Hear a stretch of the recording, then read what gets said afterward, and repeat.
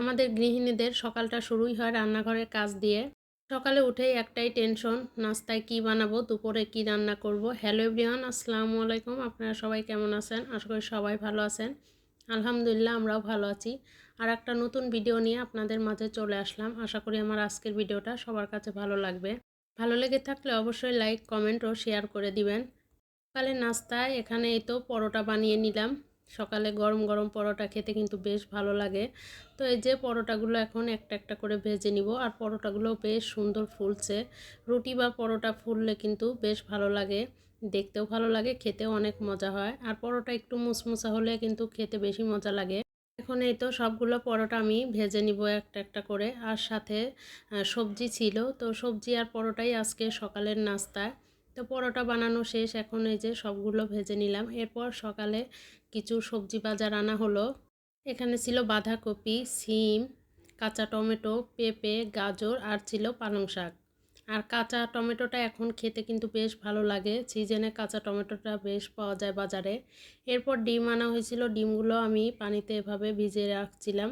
ময়লাগুলো এখন সুন্দর মতো পরিষ্কার করে ধুয়ে পানি ঝরিয়ে ফ্রিজে রেখে দিব। আমি সবসময় ডিমটা এভাবেই রেখে দিই, এতে করে খুব সুন্দর থাকে, কোনো জীবাণু থাকে না ডিমের গায়ে। এরপর সব কিছু কুটি বেছে ধুয়ে নিয়ে আমি এই তো দুপুরে রান্না করতে চলে আসলাম। দুপুরে আজকে রুই মাছ রান্না করব ফুলকপি, টমেটো আর আলু দিয়ে।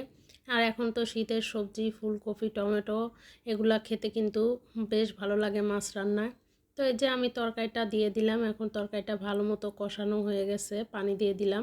এবার ভেজে রাখা মাছগুলো একটা একটা করে দিয়ে দিব। তো এই যে মাছগুলো দিয়ে এখন আমি একটু নেড়েচেড়ে ঢাকনা দিয়ে ঢেকে দিয়েছিলাম। এরপর উপর দিয়ে ধনিয়া পাতা দিয়ে দিলাম। আর শীতের দিনে তো ধনিয়া পাতা ছাড়া মনে হয় তরকারি মজাই হয় না। এরপর দিয়ে দিলাম ভাজনা বাটা। ভাজনাটা আমি বেটে এরপর এর ভিতরে দিয়ে দিলাম তরকারি হয়ে আসার সময়, এতে করে তরকারির স্বাদটা কিন্তু আরও বেড়ে যাবে। এই তো আমার মাছ রান্নাটা কিন্তু হয়ে এসেছে, এবার মাছ রান্নাটা নামিয়ে ফেলবো। তো এই যে মাছ রান্না রেডি। এরপর রান্না করব সিম ভাজি। শীতের দিনে এরকম ফুলকপি, আলু, বেগুন বা টমেটো দিয়ে ঝোল, রুই মাছের ঝোল খেতে কিন্তু বেশ ভালো লাগে। এই যে এদিকে আমি সিমটা এখন ভাজি করে নিব। তো এই যে সিম আর সাথে কিছু আলু দিয়ে দিয়েছি, সিমের সাথে আলু দিলে কিন্তু বেশি ভালো লাগে খেতে ভাজি। তো এই যে সিম আর আলুর ভাজিটাও এখন করে নিব। তবে আমার কাছে সিমটা ভাজি খাওয়ার থেকে ভর্তাটা বেশি মজা লাগে, তো আজকে একটু ভাজি করে নিলাম। আর একটা প্রত্যেক দিন ভাজি না থাকলে আসলে খেতে মন চায় না, ভালো লাগে না মনে হয়। যে সিম ভাজিটাও হয়ে গেছে, এখন নামিয়ে ফেলবো। তো এই ছিল আজকে দুপুরে রান্না বান্না। কেমন হলো সবাই অবশ্যই কমেন্ট করে জানাবেন। পরে রান্নাবান্না শেষ করে এখন এই যে চুলাটা ভালো মতো পরিষ্কার করে নিব। আর রান্না শেষে চুলাটা এভাবে পরিষ্কার রাখলে কিন্তু রান্না করতেও ভালো লাগে, দেখতেও ভালো লাগে। তো এই যে আমি এখন চুলাটা ভালো মতো পরিষ্কার করে নিলাম। এরপর সন্ধ্যাবেলায় এই তো বাচ্চাদের নিয়ে একটু ছাদে উঠলাম। অনেক দিন হয় ছাদে ওঠা হয় না, তো বাচ্চারা এসে তো খুবই খুশি ছাদে উঠতে পেরে। আর এখন ঠান্ডার দিন, এই কারণে বেশি একটা ছাদে ওঠাও হয় না।